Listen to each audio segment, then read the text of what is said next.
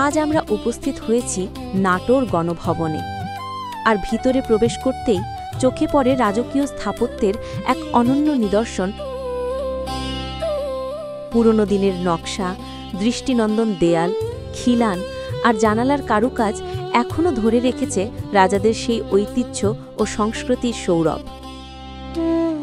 এবং চারপাশের মনোমুগ্ধকর পরিবেশ, সবুজ গাছপালা, পথঘাট আর স্থাপনাগুলো কিভাবে একসাথে এক অপূর্ব দৃশ্য তৈরি করেছে।